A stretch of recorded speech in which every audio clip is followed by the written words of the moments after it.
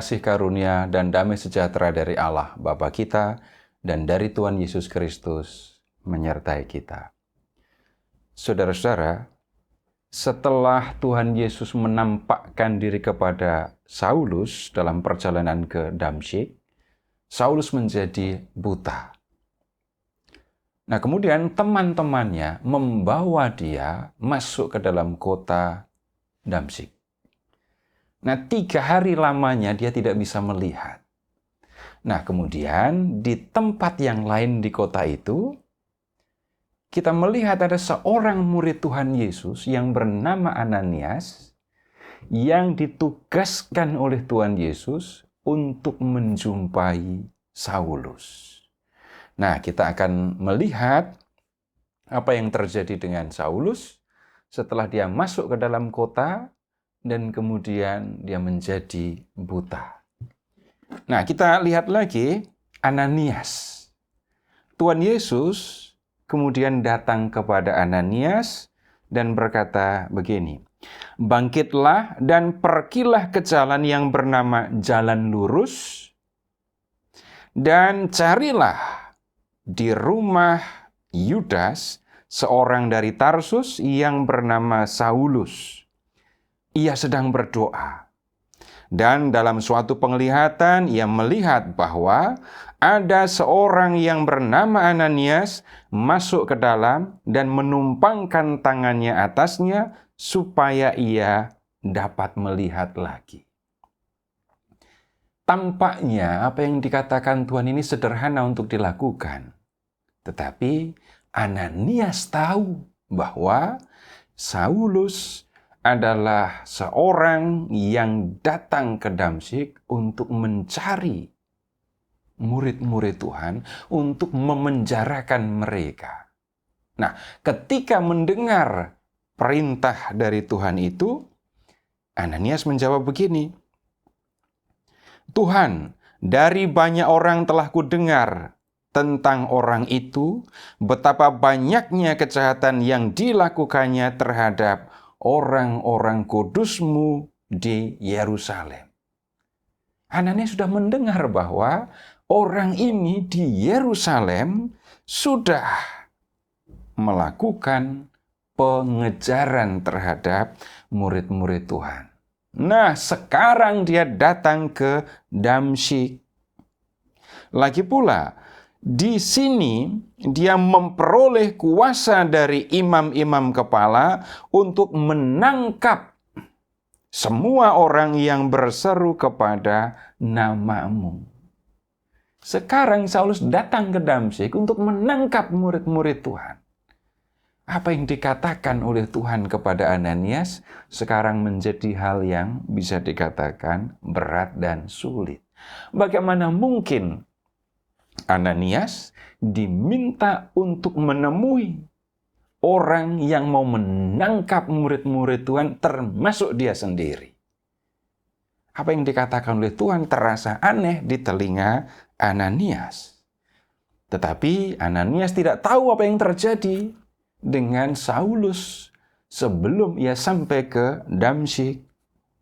Nah, kemudian Tuhan berkata begini kepada Ananias, "Pergilah, sebab orang ini alat pilihan bagiku untuk memberitakan namaku di hadapan bangsa-bangsa lain serta raja-raja dan orang-orang Israel." Ada yang sudah berubah dalam diri Saulus dan Ananias tidak mengetahui itu. Tuhan yang sudah menjumpai Saulus mengatakan, orang ini menjadi alat pilihanku. Kujadikan alat untuk apa? Untuk memberitakan namaku. Orang yang tadinya berusaha untuk menangkap murid-murid Tuhan, dipilih Tuhan, diangkat Tuhan justru untuk memberitakan namanya. Nah, kemudian Tuhan juga mengatakan begini, Aku sendiri akan menunjukkan kepadanya betapa banyak penderitaan yang harus ia tanggung oleh karena namaku. Dalam tugas untuk memberitakan nama Yesus, nantinya Saulus harus menghadapi banyak penderitaan. Nah, kita perhatikan saudara-saudara, Saulus yang akan dijadikan alat oleh Tuhan dan akan mengalami banyak penderitaan. Alat dipegang oleh orang yang memegangnya, dipegang oleh orang yang menggunakannya, dan kemudian digunakan untuk melakukan apa yang dikehendaki oleh orang yang menggunakan alat itu. Dan alat tidak bisa komplain, tidak bisa keberatan, tidak bisa minta berhenti. Nah, Saulus akan menjadi alat yang akan digunakan oleh Tuhan untuk melakukan apa yang dikehendaki oleh Tuhan, yaitu memberitakan namanya, yaitu memberitakan keselamatan yang dikaruniakan oleh Bapa melalui Yesus. Dan ketika harus menjalankan tugas ini, Paulus harus berhadapan dengan macam-macam soal, berhadapan dengan tantangan, kemudian penganiayaan, tetapi Saulus tidak bisa berhenti. Saulus baru bisa berhenti kalau Tuhan sudah tidak menggunakan dia lagi sebagai alat. Nah, setelah mendengarkan penjelasan dari Tuhan, Ananias kemudian datang ke rumah Yudas yang sudah ditunjukkan oleh Tuhan Yesus tadi. Nah, sesampainya di rumah itu, Ananias menjumpai Saulus. Dia berkata begini, Saulus, saudaraku, Tuhan Yesus yang telah menampakkan diri kepadamu di jalan yang engkau lalui, telah menyuruh aku kepadamu supaya engkau dapat melihat lagi dan penuh dengan Roh Kudus. Segera setelah Ananias menyampaikan kalimat ini, tampak bahwa ada selaput yang gugur dari mata Saulus, sehingga Saulus dapat melihat. 3 hari setelah bertemu dengan Tuhan Yesus, Saulus menjadi buta, dan kemudian sekarang dia dapat melihat lagi. Nah, sesudah itu, Saulus dibaptis. Orang yang tadinya tidak percaya kepada Yesus, memandang Yesus sebagai orang yang dikutuk oleh Allah, yang tadinya berusaha untuk membinasakan murid-murid Yesus, sekarang menjadi orang yang percaya kepada Yesus. Nah, kemudian Saulus masih ada di Damsyik. Dia tinggal di Damsyik dan langsung melakukan apa yang dikatakan oleh Tuhan tadi. Memberitakan namaku. Nah, dikatakan begini, di bab 9 ayat 19.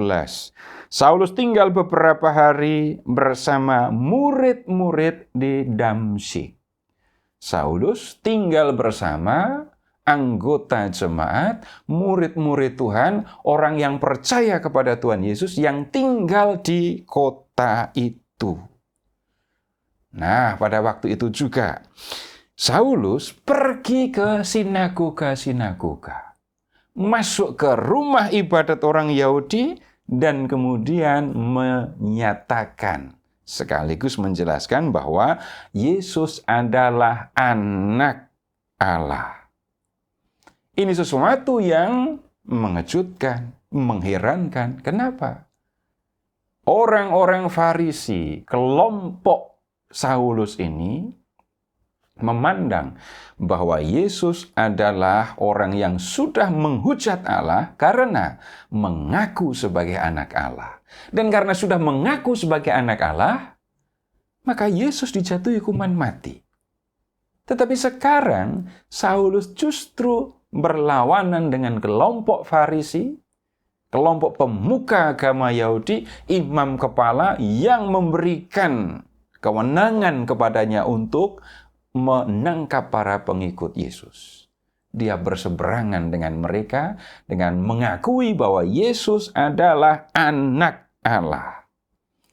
Nah, apa yang terjadi ini membuat orang-orang yang mengenal, orang-orang yang mengetahui dia keheranan.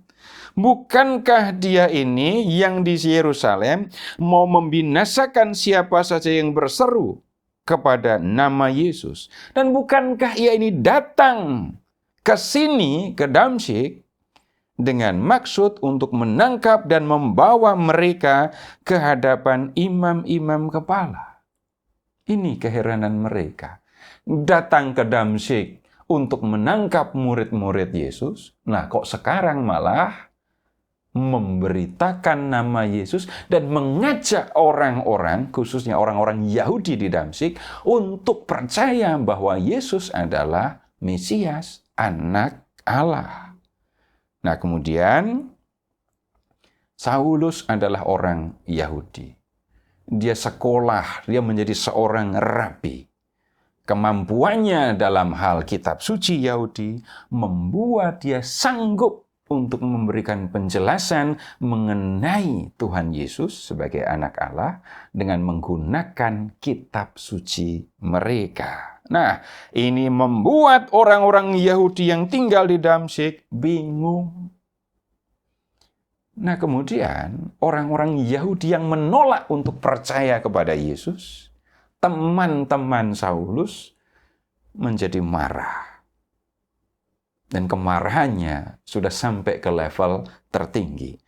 Beberapa hari kemudian orang Yahudi merundingkan suatu rencana untuk membunuh Saulus.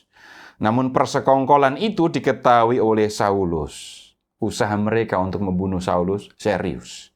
Siang malam orang Yahudi mengawal semua pintu gerbang kota supaya dapat membunuh dia. Mereka mau menghentikan Saulus, mereka mau membuat Saulus tidak bisa mengajar lagi, tidak bisa mengajak orang Yahudi untuk percaya kepada Yesus sebagai anak Allah.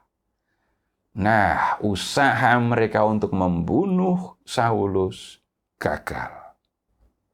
Saulus dapat meloloskan diri, meninggalkan kota itu dengan selamat secara rahasia tanpa ada yang mengetahui.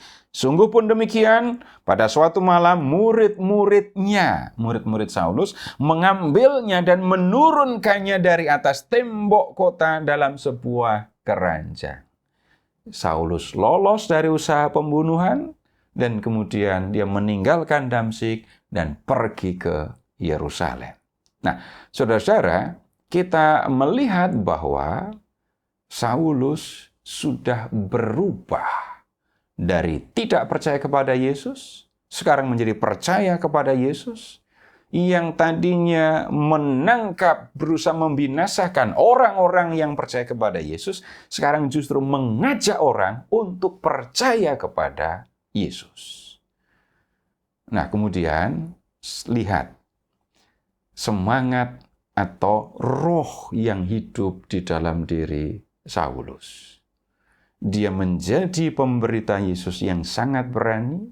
Dia berhadapan dengan orang Yahudi yang sebelumnya bersama dengan dia menganiaya para pengikut Yesus. Sekarang dia melawan mereka, bukan dalam arti mau menyerang, tetapi sekarang menjadi orang yang percaya kepada Yesus. Nah, kekuatan inilah, saudara-saudara, yang kita perlu mohon dari Tuhan, supaya kita sanggup menjalani hidup sebagai orang yang percaya kepada Yesus dengan sungguh-sungguh. Terpujilah Allah Bapa yang telah mengasihi kita, yang telah mengaruniakan anaknya yang tunggal untuk menyelamatkan kita, dan yang telah mengutus Roh-Nya yang kudus untuk menuntun kita di jalan keselamatan.